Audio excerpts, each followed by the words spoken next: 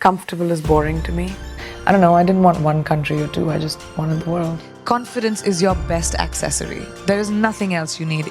The only thing you need to wear well is your confidence. I've fallen down, I've dusted myself off. I've been okay to fail. I like knowledge. I like learning from the people around me, and everyone can do that. People just don't realize it. Good girls don't make history. Bold girls make history. Bold people make history. So if you want to be the lead actor of your movie, which is your life, you've got to take choices that might be contrary to what you've heard.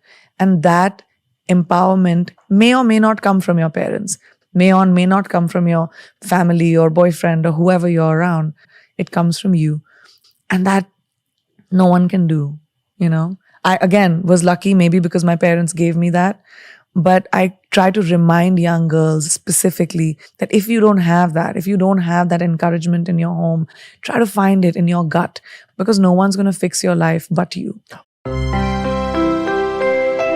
Confidence is your best accessory. There is nothing else you need. The only thing you need to wear well is your confidence. I don't think confidence is something that you are born with. I don't think confidence is, it's a skill set. And I had no confidence growing up. As a child, I had very low self-esteem. I was gawky as a teenager. I'm inherently competitive. I think the fact that I was competitive pushed me to teach myself to be confident. Initially, I faked it till I made it. I was just like, I'm not going to let anyone see that I'm scared, or I'm not going to let anyone see that I'm affected. And over time, I realized, like, as a woman, as a girl in this world, if I allow myself to be hurt or if I allow myself to be affected, that's all I'm going to be. And I'm not, trying to say that it's an issue that just women have. It's not easy to be a woman in show business, and especially a woman who's opinionated. I sort of learned. So confidence is something I taught myself over the years. I started becoming okay with who I am. I became the best version of me. And then I sort of said, I'm okay, I'm all right. Even if someone else thinks this, I'm okay. And everyone can do that. People just don't realize it. I mean, I was Miss World at 18 just because I was confident. So it made me understand that confidence truly is the key to getting ahead in life. If you believe in yourself, the world will believe in you. Because perception is reality. I believe in destiny. Besides Beyonce, I'm Destiny's favorite child. I feel like destiny and hard work go hand in hand. There are some things that are inexplicable that happen. I wanted to be an engineer, at least my life. I can't speak for everyone else. And I'm an actor. That was never, no one in my entire family had ever been in show business. It was the most bizarre thing to comprehend because I come from an extremely academically inclined family. And I feel like I was put into, in retrospect, I was put into places and things happened in my life that made me ready for things in the future. So in retrospect, I really do believe in destiny. I feel like I was picked out of, I was sent back to India because this career was ahead of me. And I think somehow something guides you. What that is, I don't know. I don't have a name for it. I don't think it's a religion. I don't know if it's God. I don't know what it is. But I think something is bigger than us. And I believe in that. Okay. You can't wait for destiny. That's being entitled. No one can be that. You can't be like, oh, destiny's going to knock on my door one day. No, it won't. You have to be able to recognize opportunities. Because there'll be a lot of them that come into your life. And once you recognize an opportunity, you have to seize the day and work bloody hard. Because there'll be 25 other people who'll want to do it. Well, when I became Miss India, I sort of was on strange ground myself, because I was in college, I was studying, and now I'm suddenly Miss World, and I was traveling all over the world, being an ambassador, and suddenly movie offers started coming to me from India. But I didn't think I could act. I just went in there with the idea of, okay, I can learn a new skill set. I may not know what acting is about, but I can learn. So that's how I taught myself. I've never been to film school. My career has been my film school. I've fallen down, I've dusted myself off. I've been okay to fail. I don't like failure. I'll never let the same failure happen to me again because I learn from it. I like knowledge. I like learning from the people around me, and I don't think anyone reaches a point, no matter how successful you are in life, where you can't learn something new. And I think that sort of got me to where I am, and that's been a big part of my work ethic.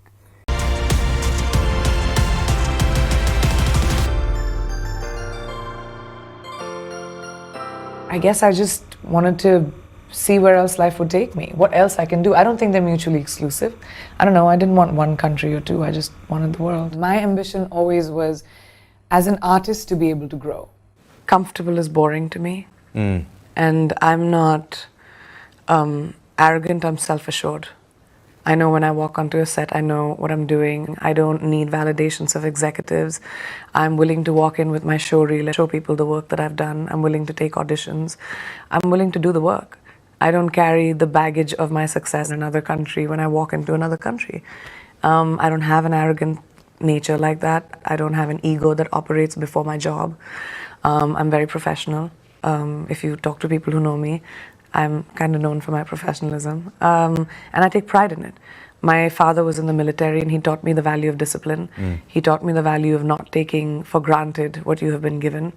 I feel very, very blessed every single day for the life that I have been able to build.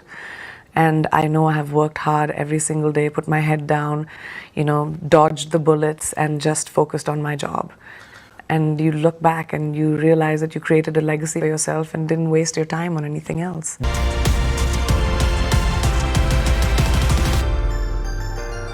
So when Quantico came to me, and I loved it, because it was very important to me to not be stereotyped. I had told ABC when we had our first conversation that if you're going to come to me with my big fat Indian wedding, I don't want to do that. I'm an actor, and I'm so much more than my ethnicity, and I want to be taken seriously for that.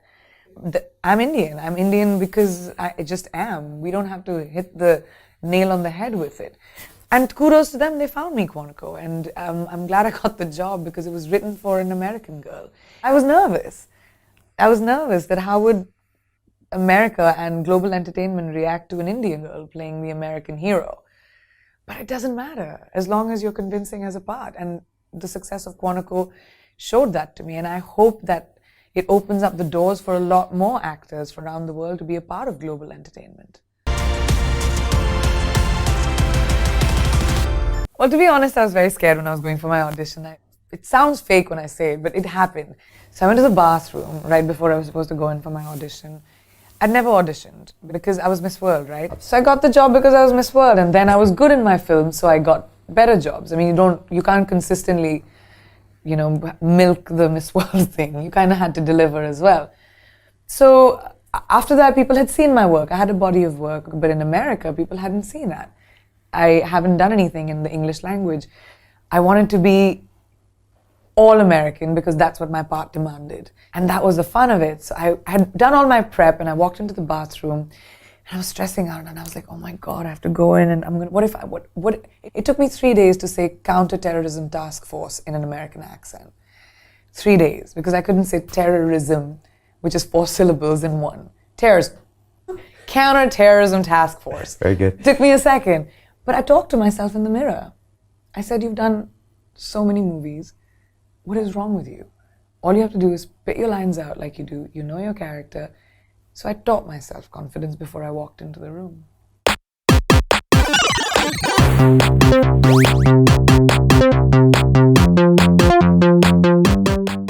It's unfortunate if we need female producers to get us there. If we need females to champion females. I think feminism needs men. And feminism needs men who have the courage to stand by the women in their lives and the women in society.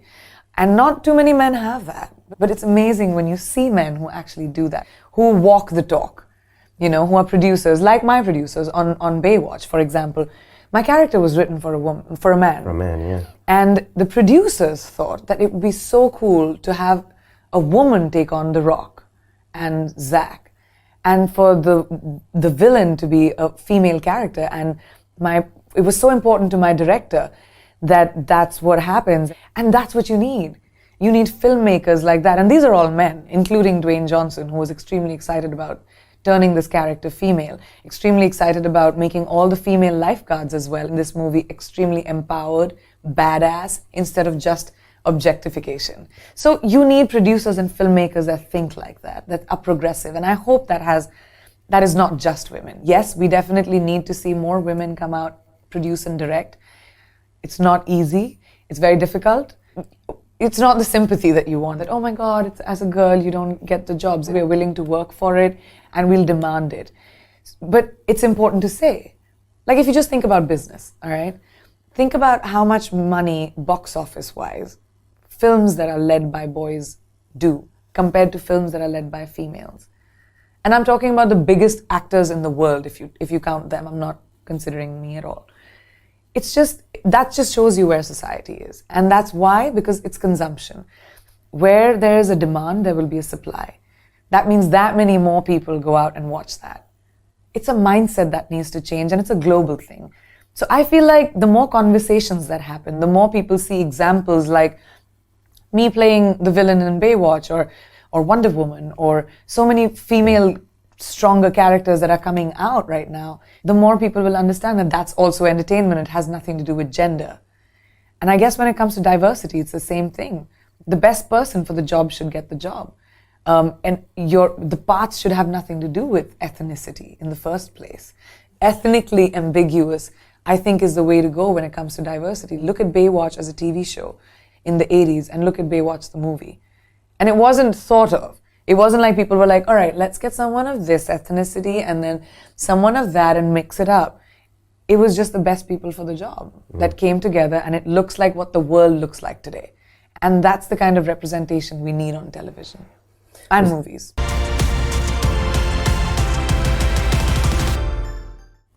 I think influence is a state of mind.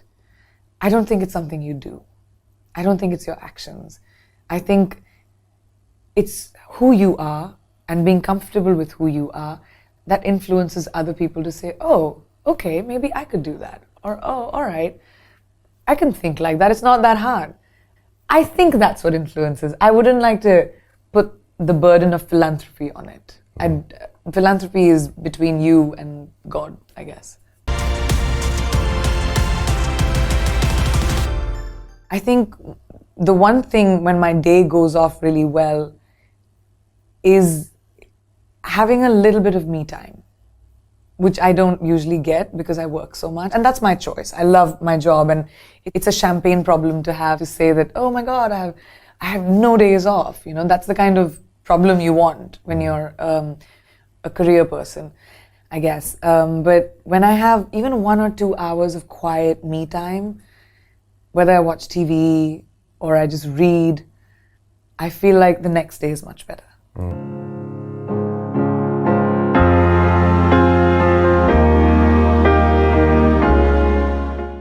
Like when I have a big premiere, or like I win a big award, or you know, I'm honored with something, there's always a moment where it chokes me, and then I think it's my dad that's making everything happen. He went up there and he was like, yo, shakes things around and says, she's gonna do this and she's gonna do that, and you know, he's taking care of me from up there. So I try and think of the good things, and I made grief my friend. I would totally tell her, don't try so hard. I was such a misfit in the movie business or in the entertainment business that I was always trying to please everyone. I was always trying to, like, you know, wear the right outfit and wear 5 kilos of makeup, like big hair, everything. You don't need to do that. None of us need to do that. Eventually, the only thing that speaks for you is your work. And if you're good at that, damn the world.